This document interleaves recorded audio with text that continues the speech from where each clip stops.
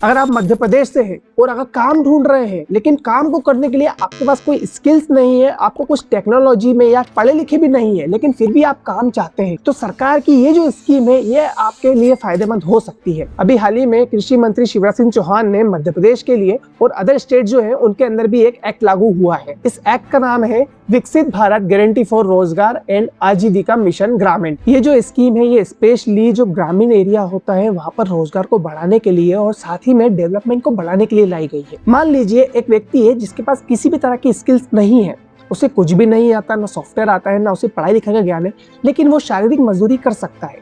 अब इसी तरह की शारीरिक मजदूरी करने के लिए लोगों को जगह जगह काम लेने जाना पड़ता है। अब ये जो स्कीम आई है, इस स्कीम के अंदर पहले क्या होता था कि 100 दिन तक व्यक्ति को काम मिलता था, लेकिन अब इस 100 दिन को बढ़ाकर 125 दिन कर दिया गया है। सबसे पहले इसके रजिस्ट्रेशन की बात करते हैं। इसके रजिस्ट्रेशन के लिए जो गांव के सरपंच होते हैं उनके पास जाना पड़ेगा अपने डॉक्यूमेंट्स लेके, जैसे कि राशन कार्ड हुआ, आधार कार्ड हुआ। इन सब डॉक्यूमेंट्स को जमा करने के बाद इसकी केवाईसी होगी। केवाईसी के बाद आपको एक कार्ड मिलेगा। अब मान लीजिए आपके परिवार में 5 सदस्य हैं, तो आपके परिवार के 5 सदस्य के नाम उसमें आ जाएंगे और एक यूनिक आईडी जो कार्ड पर रहेगी वो आपको मिल जाएगी। अब मान लीजिए घर में एक मर्द है, एक औरत है और एक बच्चा है जो 18 साल का है।